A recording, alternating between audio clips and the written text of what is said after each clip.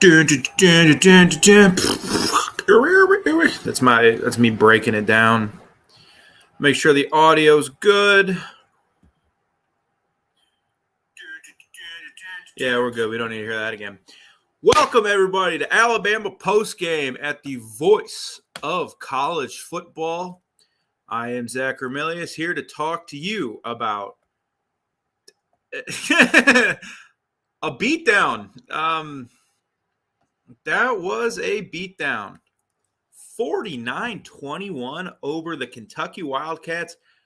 You know, leading up to the game, I had said, Alabama, going to Lexington is never fun. You win by 18, but you never feel like, you just kind of leave feeling gross. Well, that was wrong. Alabama just thoroughly whipped the Wildcats up and down the field, and I put it out on Twitter. This is a really weak Heisman class. We talked about that a little bit next week. Well, a certain Alabama quarterback today, 15 for 22, 3 touchdowns, ran for 3 touchdowns. He's starting to can Milroe make his way to New York, but we'll that was crazy. Anyway, subscribe, like the video, share it with your friends. Join the Voice of College Football call-in show live at 11:30 p.m. Eastern. And join our Discord. Talk college football all the time. Sign up at patreon.com/MarkRogersTV or as a YouTube channel member. And, of course, that's any of our network of channels. There are a lot of people that do good, hard work, from Oklahoma to USC to, I don't know why I put those two together. That was weird. Anywho, come on, Mizzou. So, Alabama, that's what they needed to do to get kind of in the playoff conversation. They're still hanging around the periphery. They still need some teams to lose. Like if Michigan wins out, Washington wins out, or Ohio State or Michigan win out, Florida State wins out. Even if you beat Georgia, there's a chance you might get left out for a Michigan or Ohio State loser, but that's not going to be the case. It doesn't look like with Harbaugh suspended, and we're not going into Harbaugh. I'm not touching that one, folks. But Alabama, that was an impressive win, both sides of the line of scrimmage. They came in and they just kicked the tail out of the Kentucky, who I look online and their fans are starting to get really mad at Mark Stoops. I don't think Kentucky fans know who they are. And I think that could be a problem when they try and run off this coach that wins 7 games a year and has had 2 10-win seasons.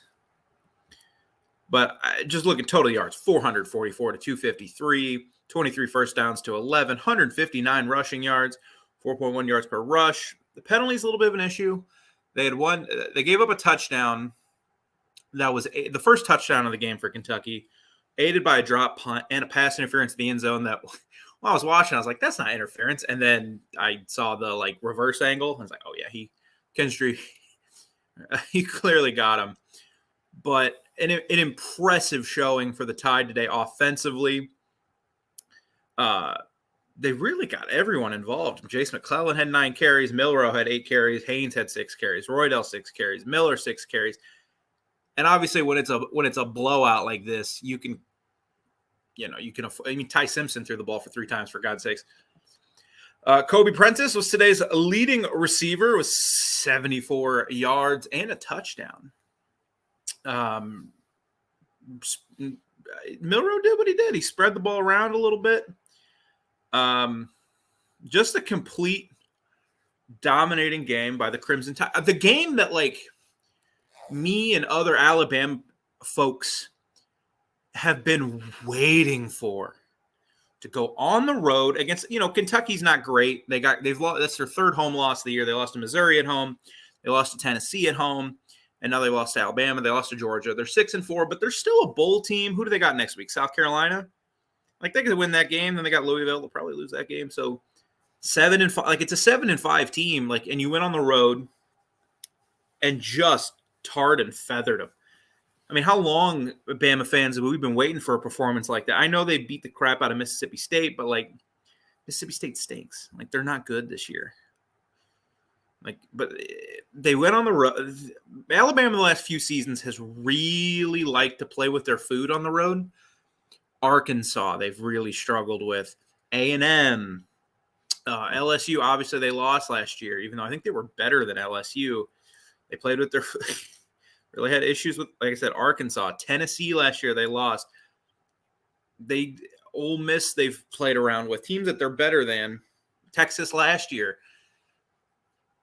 They came out and just, from the word go, were clearly the better football team in Lexington today.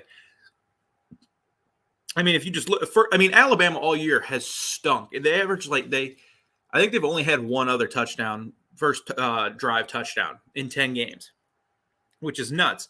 But first drive, Milroe 5, McClellan 2, McClellan 4, McClellan 4 on a pass, Milroe 16-yard run, 2-yard run, 4-yard pass, 6-yard. Like this was an Alabama drive, 6-yard pass, 11-yard pass, and then a 28-yard, 6-yard touchdown on a little play action. They were able to dump it over the top, and they're up 7-0. And Tommy Rees had a really good game because Kentucky will always be physical. They'll get in the way. They'll be a pain in the butt, but it didn't matter for Alabama today. Then defensively, I know they gave up 21 points, but when the game was still a game, I mean, I don't know when you guys want to define garbage time starting, but while the game was still a game, first drive, 3 plays, -5 yards. Braswell and Robinson with a sack on Devin Leary, who's had his struggles this year, and I wasn't expecting that from the Kentucky quarterback. I thought he was going to have a pretty good season with Liam Cohen, who had such a success with Will Levis 2 years ago before he took the Rams job, and now he's back. Whatever. But Bama comes right back, 4 plays, touchdown. Kobe Prentice, 40 yards. And this is the point I thought, oh, is Bama going to do the thing today where they just murder? Because we haven't seen it in a while, but we haven't seen them get off to a start like this. And then immediately, Barry and Brown fumbles for the Wildcats, and it's like, okay, the route's on. This is going to be a route. 1 play, 1 yard, Milroe touchdown. Game on. Bama then has to punt. Kentucky comes down and gets a touchdown on the dropped punt, like we talked about. They got a pass interference call on a 3rd and 5. Ray Davis punches it in, or Tavion Robinson gets it after a Ray Davis run. Kentucky has to punt. Alabama has to punt. Kentucky gets the ball back. 21. If this is going to be a team, if this is going to be a game that's going to be competitive, that's the time where Alabama kind of lets off the gas and Kentucky makes it 21-14 there. Didn't happen. 2-yard run, 1-yard pass, 4-yard pass, punt on 4th and 3. And then Bama comes right back. Quick little touchdown, Milroe to Roydell. Easy enough. And then Kentucky drove. Kentucky, they tried to get into the game. Like, they just don't have the guys to make it. I saw somebody on Twitter be like, the talent gap isn't this big. I'm like, it kind of is, though. And credit to Mark Stoops, 4th and 2 at the 9. Some teams will kick a field goal there, be like, okay, let's make it 28-10. It's not as bad as it actually looks.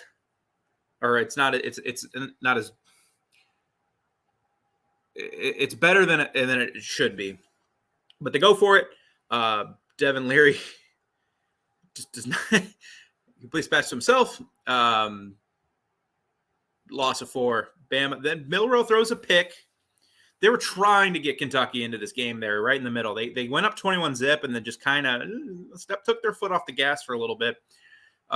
Milroe got pressured. He threw the pick. He doesn't often make mistakes like that. He made one. You can kind of live with it. Because then they come right back, and Devin Leary throws an interception.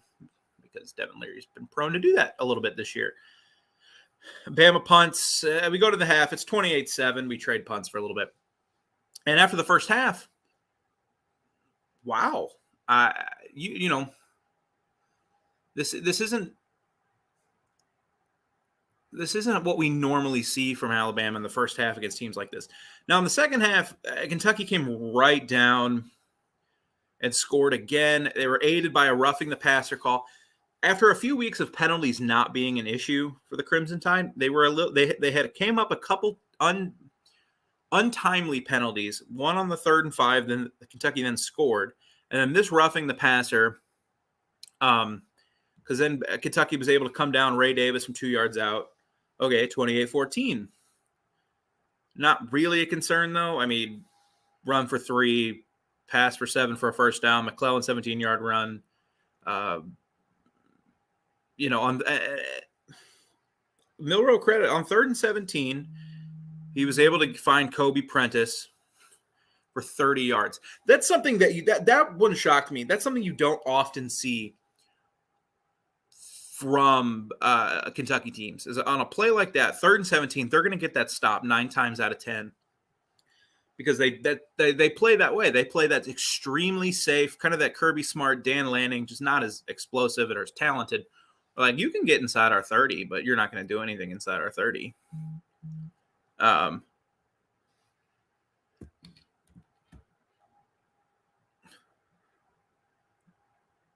3rd and 17, though, they complete the pass. Milroe, man, he looks good. Like, people are allergic to this fact in college football or football in general at the professional level too. Teams improve throughout a season. Now, unfortunately, in college football, as it should stay, just because you improve from week 1 to week 10, you know, if you're a title contender in week 10, great. But if you weren't in week 1 through 3 and you lose a couple games, well, you're out of luck. You need to put it together all year. But teams can improve, and Bama was able to navigate some games early, and they look the part of a playoff team. Very rarely do we have a playoff where we've had 4 actual competitive teams where you look and go, oh, actually, I don't think we've ever had it. Where you have 4 teams you can look at and say they could win the national title. I think 2019 was the closest. I think LSU proved to be one of one, so I mean not really, but that 19 Alabama team was awesome. That just got beset by injuries at linebacker and Tua. That was a really good Clemson team. That was a really good Ohio State team. They played an excellent playoff semifinal. I think Bama and LSU would have played another excellent game. So that's the only time we've really come close. This year, maybe. My concern is that the playoff this year go one of 2 ways. We could have one way where all 4 teams are competitive, you know, whether it's Alabama, Georgia, Washington, Oregon, Florida State. Louisville's 8-1 in a power conference, or 9-1. Like, you got to give them credit, but I just don't know. Ohio State, Michigan, like all 4 of those teams are pretty close together, and they're competitive games. Or my fear is that Michigan and Georgia are going to take off, and they're going to be clearly the 2 best, and we should be in like a BCS system. We'll find out though. But back to Lexington. So they score that touchdown. They go up 35-14. They force a punt. Jalen Milroe, one more. They're trying to get Jam Miller a touchdown, man. They're trying so hard. I was rooting for the kid, but they weren't able to get it. They forced another punt after, like, how many 3-and-outs did Kentucky have? Let's count them together. 1. I'm not going to count a fumble straight up as a 3-and-out, but so 1. How many drives did they not get a first down? 1, 2, 3, 4, 5, 6. I mean, they ran out the clock, so I'll say 6 out of 1, 2, 3, 4, 5, 6, 7, 9, 10, 11, 12. So like half their drives, Alabama forced a 3-and-out. The defense was fantastic today. 21 points is a little bit of a I think 21 points isn't indicative of how dominant the Alabama defense was, especially when the game was somewhat in doubt. Just from a score perspective, I don't know how you guys categorize garbage time. I categorize as like once a team goes up 3 scores or 4 scores in the first half. Because how many 4-score comebacks do you actually see? Like UCF Baylor earlier in the year had it, but like other than that, 3 scores late in the second half. But so Bama went into garbage time for me pretty early in the third quarter. They outclassed Kentucky in every single way. I thought Tommy Rees had a great game. Defensively, obviously, they were fantastic. And now all lies ahead. You got 2 home games. You got a home game in your joke week against Chattanooga. Congrats to Chattanooga basketball for a big win over Louisville. And then you go to Auburn. And while Auburn isn't good, they're not a good football team. They gave Georgia a scare, and even year Auburn, I apologize, my dryer's going off. Odd year Auburn, it just gives teams trouble at home. And Auburn's will make a bowl game. They'll beat New Mexico State next week, so they'll be 6-4. They have a game tonight this afternoon against Arkansas. That's a swing game. If they win it, they're 7-4. And how many wins is that in a row then? 1, 2, 3, 4 wins going into Bama. They're not going to be an easy game. That's all in Jordan Hare. It's just not going to be an easy game. So Bama's not out of the woods yet, and then you follow that up with Georgia. But they did clinch the SEC West. They will be playing probably Georgia in the SEC title game. I don't think Tennessee's. I think Tennessee wins today.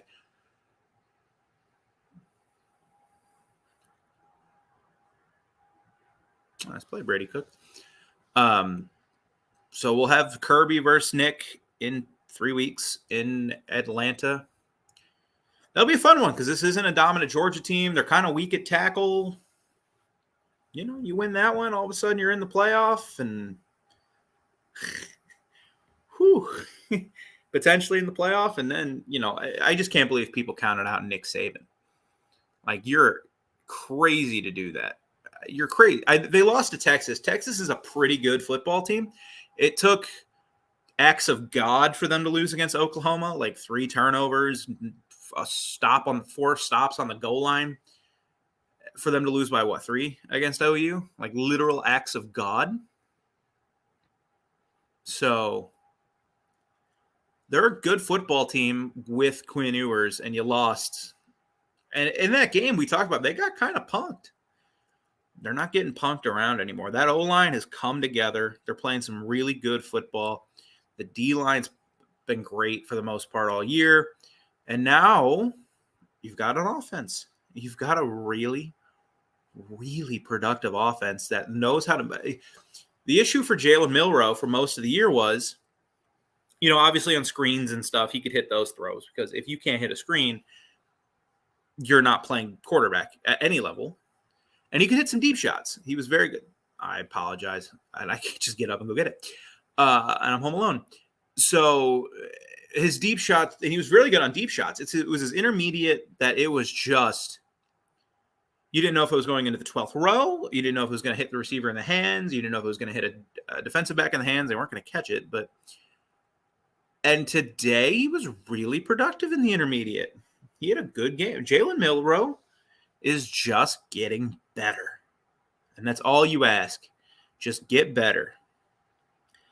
Kentucky's not a bad team, folks. Like, they're not good. I think they've lost to every legit team besides Florida. I think they beat Florida. I think it was a home game for the Wildcats. But, like, they got hammered by Mizzou. They got hammered by Georgia. That was on the road. They got hammered by Tennessee. They didn't get hammered by Tennessee. But that was never, like, I don't know if any of you guys watched that Kentucky-Tennessee game 2 weeks ago. But that was never a game where you felt like, oh, could Kentucky win? Like, Tennessee felt in control that whole time. But man, just a productive win for the Crimson Tide. I wish my live stats could pull up. Well, what do you guys think? What was the most impressive part about this Alabama game for you? For me, it was Jalen Milroe. 6 touchdowns is nothing to sneeze at. And the offense in general looked really productive and really good. And folks, I think we're going to have a mini play. I think we're going to have a quarterfinal in Atlanta. You know, we've had it before in Atlanta where we've had playoff semifinals. You know, the most famous one being Georgia, Alabama in 2012. The one where Aaron Murray was through, or not. Who caught that ball? It was their tight end. Who was it? Somebody like either tight end or somebody caught the ball at was it Conley? Yeah, whatever. Jackson back. What's up, Bama Nation? What's up, indeed? Congrats to them on a 49-21 win. Excuse me, I am Zach Romelius here with the voice of college football, Alabama Postgame Live. Be here for a little bit longer talking about that one, and then I'm going to hop off and enjoy the rest of my Saturday. Next week, I won't be here, unfortunately. But I will be here for Auburn. I'll be here for the SEC title game. And we're going to have fun. I subscribe to The Athletic, and they keep sending me Alabama or Indiana and Illinois. My best friend, who I share The Athletic with, is a huge Illinois fan. So they played a shootout. What in the hell? I know you didn't expect to hear Indiana, Illinois analysis on it. I could talk, but what in the hell? A 48-45. That just feels gross.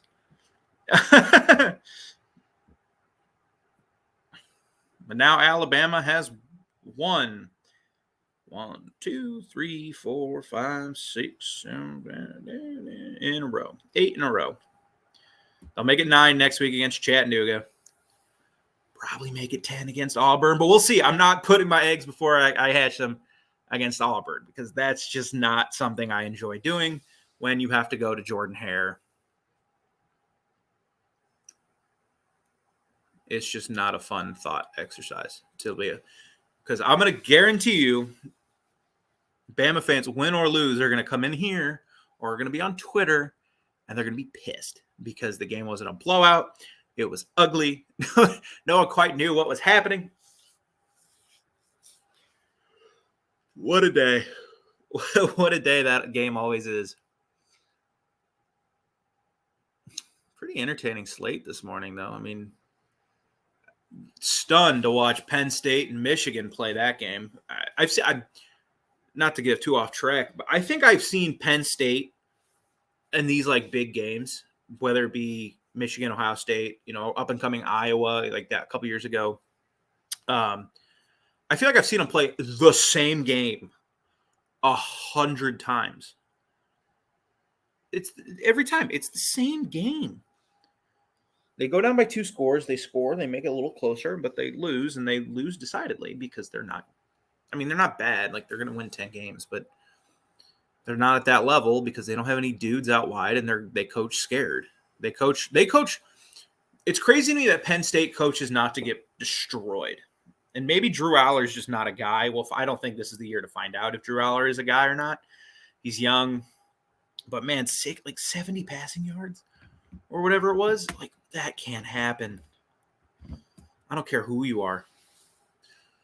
Especially in a game you're down the whole time. Anyway, Bama fans, what did you think of today's win over the Kentucky Wildcats? A win I thought was going to be kind of a pain in the ass. Pardon my language, Mark. I'm sorry. Because playing in Lexington always kind of is a pain in the butt. Like Georgia will, every other year, Georgia goes in there and they win 27-10, but it's like halfway through it's like late in the third and it's like 13-10 and Georgia feels in complete control, but you're like, oh my God, this stupid Kentucky team. No, that didn't happen. They went in there and just whipped them.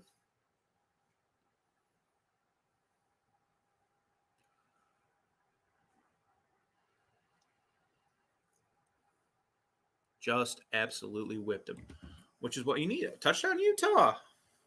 Utah has a chance to throw everything into whack today, which is awesome. I love when, because I think Bud Elliott from the Cover 3 podcast puts this out like every week. Like teams that are 10-point favorites, like never have not lost like all year.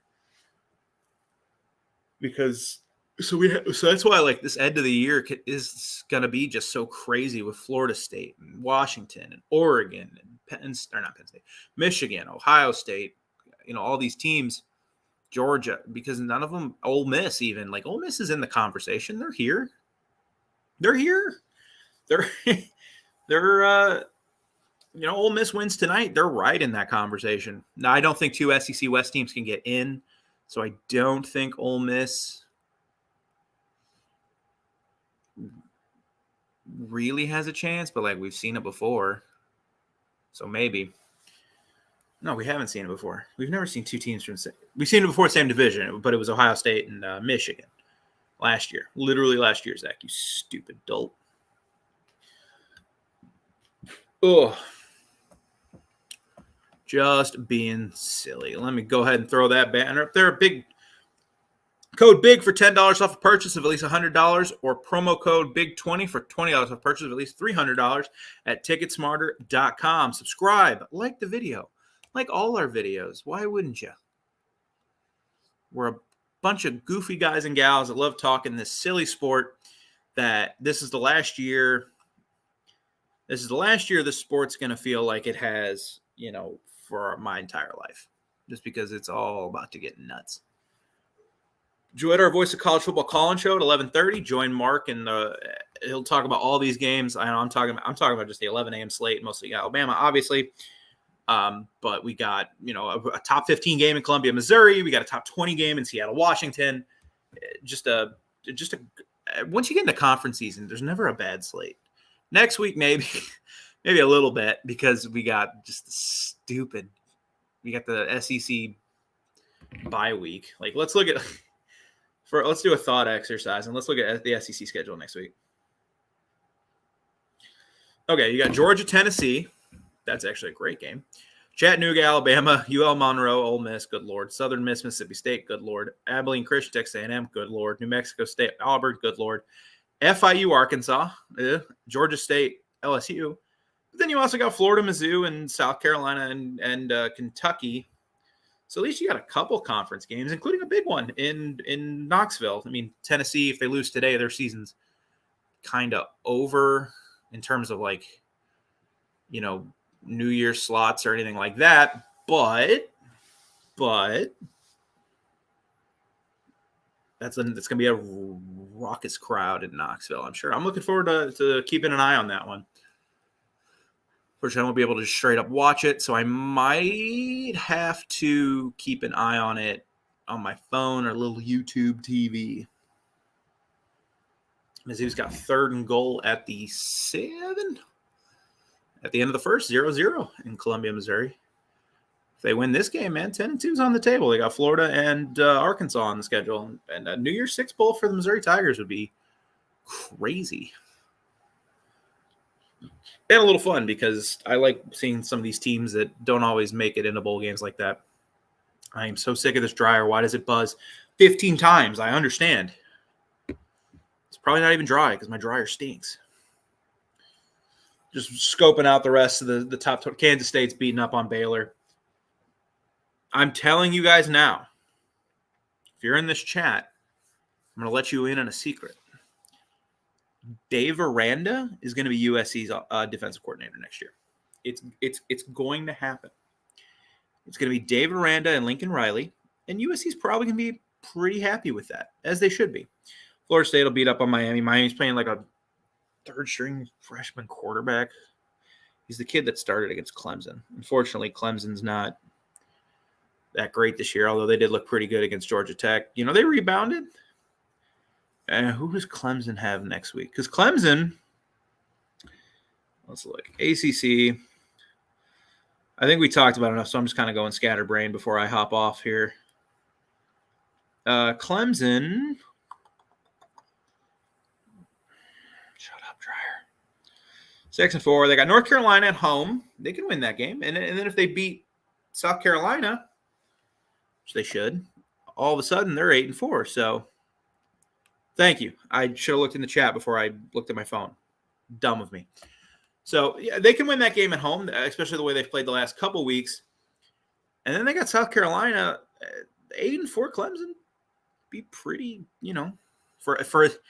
it's weird. It's got to be in a weird spot if you're a Clemson fan where like you're super pissed off at an 8-4 season, like super pissed. Michael Penix is ridiculous, but Alabama, that was impressive today. That was super impressive to just march into Lexington. 11 a.m. kick. I don't like 11 a.m. kicks for big games like this, or like. I understand why this had to be an 11 a.m. kick because it was going to be Vegas had it at like a 10.5 point spread. Odds were on the better side of Bama winning comfortably, but man, like if you're Kentucky, like this may be the last time Alabama visits Lexington for a long time, and it's like 11 a.m. kick. God, like that sucks. I know, I'd be ticked, like like if you're like Mississippi State and Georgia's coming to town and you got an 11 a.m. kick, it's like, come on, man, you're not even giving us a chance. But the crowd seemed all right for the beginning part of the game, and then once it was clear what was about to happen to them, they got taken out of it pretty quickly. It's basketball season in Lexington. They look like they got a pretty good team, as per usual. I think it'll be okay. Well, Utah, if you're gonna let Michael Penix. Oh, Polk just got drilled in Seattle. Holy cow. I was about to make fun of Utah for giving Penix 15 seconds to throw the ball, but it turned out okay. They forced an incompletion when Polk got just hammered. Good for Utah. We're still kind of waiting for somebody to throw a wrench into everything. Kansas kind of did last week against Oklahoma. But, man, just nobody – nothing crazy. Like Mizzou beating Georgia last week would have been crazy.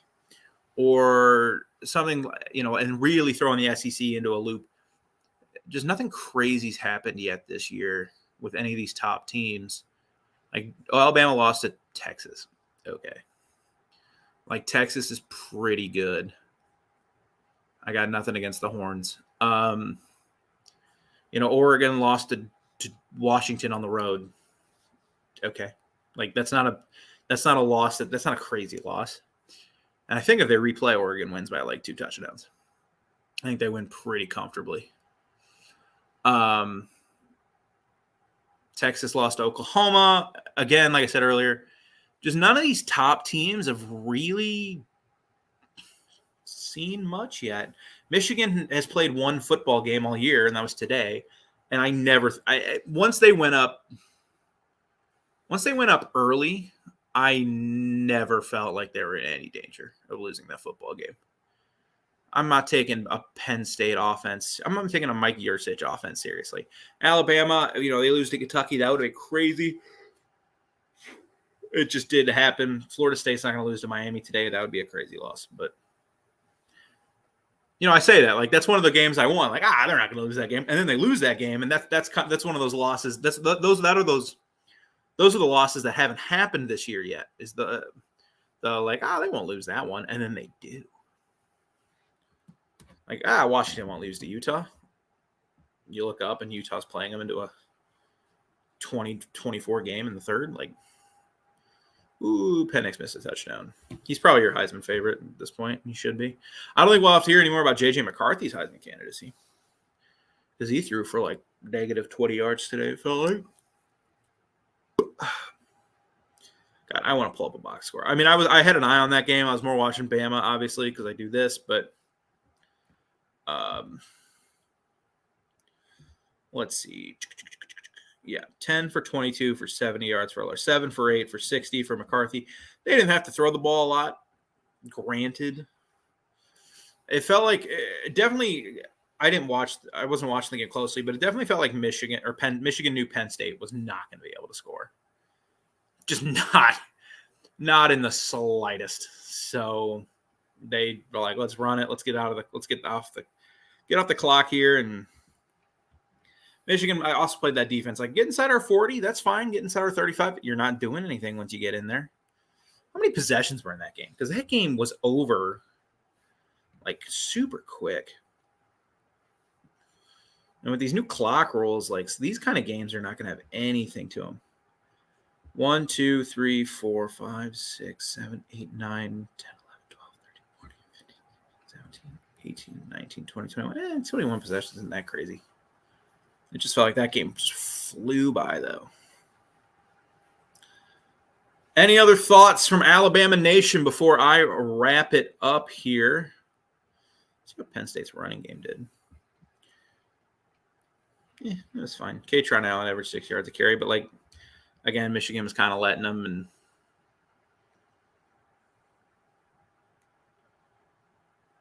once they got inside the 35, they really buckled up. Auburn's up 14-0 in the first quarter against Arkansas. Well, Arkansas had a season-saving win against Florida. Like, if they go 4-8 or whatever, Pittman's probably getting fired, but they won. They'll beat FIU.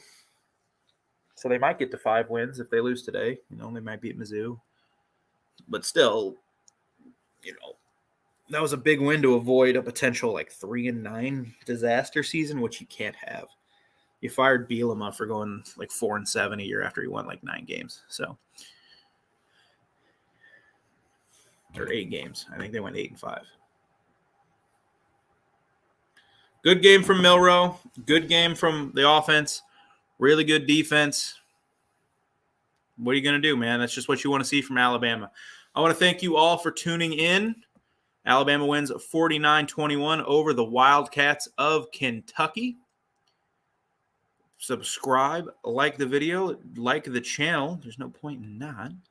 You're listening to Alabama Postgame at the Voice of College Football. Thanks for tuning in. Make sure to join in our call-in show for Mark, and he'll talk about all the events of today, and as we get further into today's slate.